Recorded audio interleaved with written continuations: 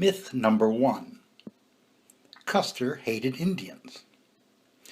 Custer's own words in his book, My Life on the Plains, debunks this myth.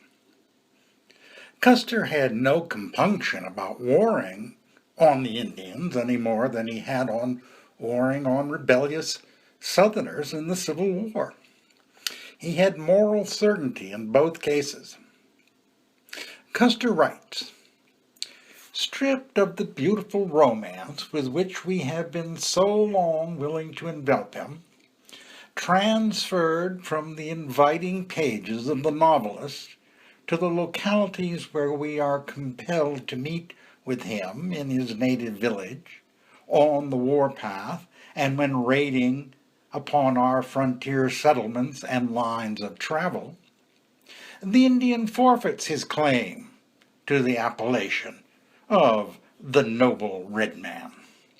We see him as he is, not worse, perhaps, than his white brother would be, similarly born and bred, but one whose cruel and ferocious nature far exceeds that of any beast of the desert." Custer respected the Indian as an opponent, and he wrote, "I had an opportunity to witness the Indian mode of fighting in all of its perfection. Surely no race of men, not even the famous Cossacks, could display more wonderful skill in feats of horsemanship than the Indian warrior on his native plains, mounted on his well-trained war pony." Myth number 2. Custer wasn't scalped because the Indians respected him. Evan S. Connell debunks this myth in his book, Son of the Morning Star. Connell does not give the defeated Custer a hero send-off. There is no romantic cavalier narrative here. Connell writes, "With the possible exception of one fingertip, he had not been mutilated, so the public was told, but there are said to be unpublished letters detailing various disfigurements: thighs slashed to the bone, ears slit, arrows driven into the groin. Supposedly this information was withheld out of regard for his wife. Why he escaped scalping has never been determined. For a long time, many Americans thought he had earned this respect by his courage, but this appears to be no more than a white man's tale. Many Indians were consulted, and their answers noted. From a warrior's point of view, the Son of the Morning Star had an unattractive head. The hair was sparse because he was growing prematurely bald, and what remained had been cut short. A number of braves might have inspected him and decided the hair was not worth keeping." Myth number 3. In 1876, Custer was the greatest Indian fighter in the West.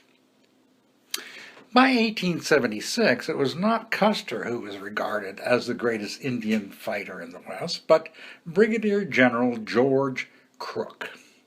Historian Nathaniel Philbrick writes, "George Custer might fancy himself America's premier Indian fighter, but it was George Crook who had achieved the actual results." Philbrick continues, "Crook had spent the last few years in the Southwest hunting the Apache. He'd been so successful that it had been Crook, not Custer, who had been elevated 2 grades from lieutenant colonel to brigadier general. Crook was the one who had pioneered the technique of using pack mules instead of wagons to transport his regiment's supplies, the technique the 7th Cavalry was belatedly learning. Traveling light and fast, he had gained a reputation for relentless pursuit." Custer's envy of Crook may have cost him his life. Historian Edgar Stewart writes, "Custer was determined that the credit for winning the great victory over the hostile tribes should go to him and his regiment alone.